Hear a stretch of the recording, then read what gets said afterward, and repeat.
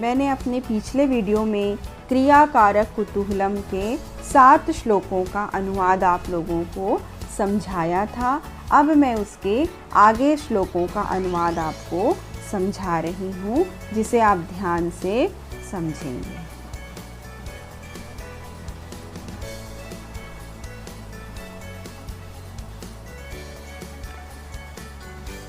पापं निवारयति योज्यते हिताय, गुह्यं निगूहति गुणान् प्रकटीकरोति, आपद्गतं च न जहाति ददाति काले, सन्मित्रलक्षणमिदं प्रवदन्ति सन्तः।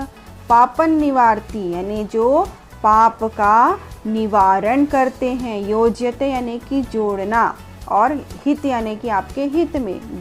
तो जो हमें पाप से निवार्यति यानी पाप से अलग करता है, योज्यते हिताय और हित के काम में लगाता है, हमें पाप से दूर करता है और हित के काम में लगाता है। गुह्यम निगूहति, गुह्यम का अर्थ होता है गुप्त बातों को, निगूहति यानी कि छिपाता है, हमारी गुप्त बातों को जो छिपा कर रखता है। गुणान प्रकटीकरोति, और गुण को, जो हमारे गुण होते हैं उसको प्रकट करता है अर्थात बतलाता है। आपद्गतम च न जहाति, आपद्गतम यानी आपत्ति काल में जो नहीं जाता है, ददाति काले उस समय वह हमारे साथ रहता है। सन्मित्र लक्षणम मिदम, अच्छे मित्र के यही लक्षण है। प्रवदंती मतलब बताया गया है, संता यानी संतों के द्वारा, संतों के द्वारा अच्छे मित्र का यह लक्षण बताया गया है। अर्थात जो हमें पाप से दूर करता है, अच्छे कार्यों में, हित के कार्यों में लगाता है, हमारे गुप्त बातों को छिपा कर रखता है, हमारे गुणों को प्रकट करता है, आपत्ति काल में हमारी जब हम कष्ट में रहते हैं उस समय हमें छोड़कर नहीं जाता है, साथ देता है। ऐसे सच्चे मित्र के लक्षण संतों ने बतलाए हैं।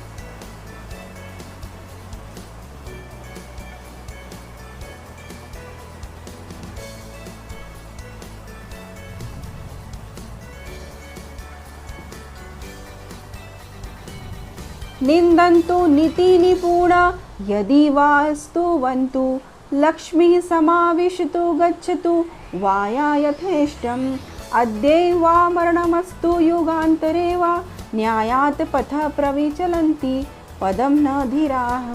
अर्थात निंदन्तु यानी निंदा हो, नीति निपुणा जो नीति में निपुण होते हैं वह हमारी निंदा करें, बुराई करें।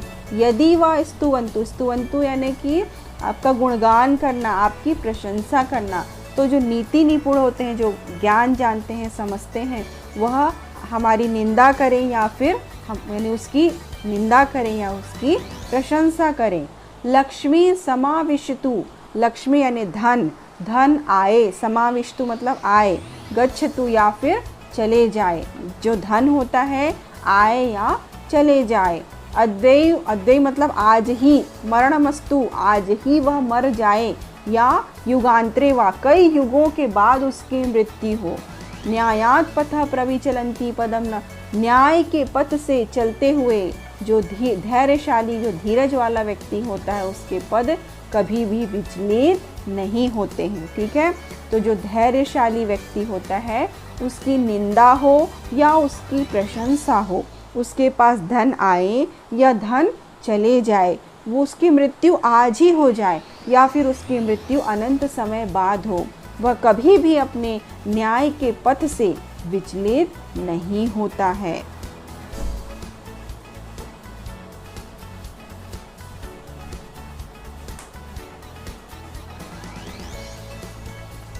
अपठद् यो अखिला विद्याः कलाः सर्वा अशिक्षत, अजानात सकलम वेद्यम स वै योग्यतमो नरः। अपठत यानी जिसने पढ़ लिया है, ठीक है, जिसने पढ़ लिया है। अखिला विद्या, सभी विद्याओं को, जैसे हम कहते हैं ना ये चारों वेद हैं हमारे, इन चारों विद्याओं को, चारों वेदों को जिसने पढ़ लिया है। कलाः सर्वाः अशिक्षत, सारी कलाओं को, सर्वा यानी सभी कलाओं को, अशिक्षत यानी कि सीख लिया है, जिसने सभी कलाओं को सीख लिया है। अजानात मतलब जो जानता है, सकलम वेद्यम सभी जानने योग्य बातों को जानता है, स वही योग्यतमो नरः वही योग्य नर है। वही क्या है? योग्य नर है। जैसे राम जी को हम कहते हैं ना वो सबसे योग्य मर्यादा पुरुषोत्तम है, तो वैसे ही जिसने सारे विद्याओं को जान लिया है, सारी कलाओं को सीख लिया है और जानने योग्य सारी चीज़ों को जान लिया है, वही योग्य सर्वोत्तम, वही जो नर है सर्वोत्तम है, वही मनुष्य सर्वोत्तम है।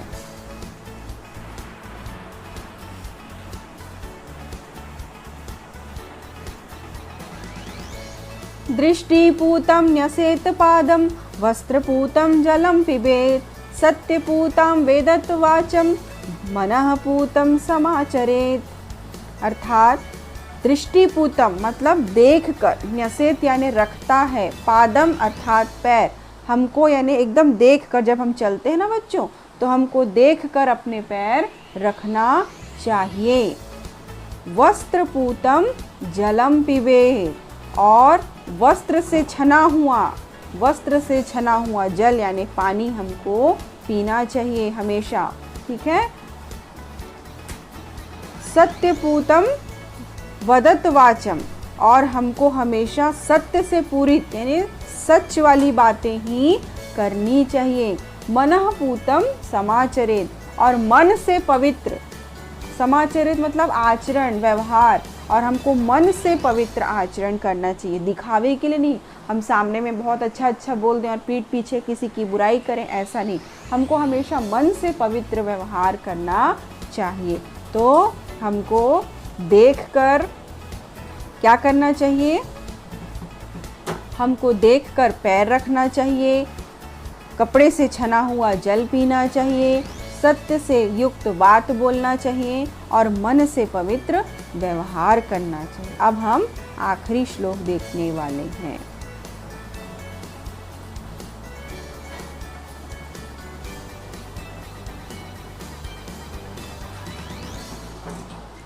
रात्रिर्गमिष्यति भविष्यति सुप्रभातम भास्वानुदेश्यति हसिष्यति पंकजश्रीः इत्थ विचितयन्ति कोशगते द्विरेफे हा हंत हंत नलिनीम गज उज्जहार। अर्थात रात्रि गमिष्यति रात चली गई, भविष्यति सुप्रभाम और भविष्य में एक सुंदर सुप्रभात, जैसे आप इस चित्र में देख रहे हैं एक सुंदर सुबह हो रही है, तो वैसे ही रात बीत जाएगा और भविष्य में एक सुंदर सुप्रभात, सुप्रभात यानी अच्छी सुबह आएगी। भास्वानुदेश्यन्ति, भास्वा का मतलब होता है भास्कर अर्थात सूर्य, सूर्य अनुदेशंति यानी उगेगा, सूर्य उगेगा। हशिष्यति का अर्थ होता है विकसित होना। पंकज का अर्थ होता है कमल, पंकज का अर्थ होता है कमल, ठीक है। तो रात चली जाएगी, भविष्य में सुंदर सुबह होगी, सूर्य उगेगा और पंकज, श्री का अर्थ होता है शोभा, जो कमल खिलकर एकदम सुंदर शोभा युक्त दिखाई देंगे। इत्था विचितयन्ति कोश गते द्विरेफे, इत्था मतलब इसी प्रकार का विचार करते हुए, कोश गते द्विरेफे का अर्थ होता है कमल दल के अंदर में, कमल दल के अंदर में। नलिनीम लिखा हुआ है ना, नलिनी का अर्थ होता है कमलनी, जो उसके अंदर से खिलती है, कमल दल के अंदर से। तो यही विचार करती रहती है नलिनी, लेकिन तभी हा हंत हंत नलिनी गज उज्जहारा, लेकिन जो ये हाथी होता है ये आकर इस कमलिनी को उखाड़ देता है और उसकी सोच क्या हो जाती है? अधूरी रह जाती है। तो बच्चों, इस प्रकार हमने पूरे तृतीय पाठ क्रियाकारक कुतूहलम के सभी श्लोकों का अनुवाद देखा है। आप देखेंगे इसमें जो पहले से लेकर 8वीं तक का श्लोक है उसमें आपको कारक के विषय में बताया गया है, और 9 से लेकर पूरा 13 तक जो आपका श्लोक है उसमें लकार को समझाया गया है। अब हम इससे संबंधित कुछ प्रश्नों को हल करेंगे, जिससे हमको पता चल जाएगा कि हमें यह पाठ समझ में आया है कि नहीं। उचित विकल्पम चिनुत, हमको उचित विकल्प चुनना है। पहला है वपु आख्याति, इसके विकल्प दिए। वपु आख्याति का अर्थ क्या होता है? वपु का अर्थ मैंने आप लोगों को श्लोक में बताया है शरीर। तो शरीर क्या बतलाता है? ऑप्शन दिया है इसमें, भोजनम, स्नेहम, वंशम, भाषितम। शरीर से हमको क्या पता चलता है? किसी के भोजन का। तो इसका उत्तर क्या होगा? भोजनम। दूसरा देखते हैं हम, खलस्य विद्या कस्मै भवति। जो दुष्ट व्यक्ति की विद्या होती है वह कैसी होती है? आपके ऑप्शन में है ज्ञानाय, विवादाय, रक्षणाय, दानाय। तो मैंने बताया था ना, दुष्ट व्यक्ति की विद्या विवाद होती है। तो इसका उत्तर क्या होगा? विवादाय। तीसरा हम देखते हैं, केन सर्वत्र भवन्ति। कौन सब जगह नहीं होता है? माणिक्यम, चंदनम, साधव, मौक्तिकम। तो कौन सर्वत्र न भवति? साधवः। साधव जो होते हैं वो सब जगह नहीं होते। अगला प्रश्न हम देखते हैं, अगला प्रश्न हम देखेंगे, स्तंभम मेलनम कुरुत, यानी हमको सही जोड़ी बनाना है।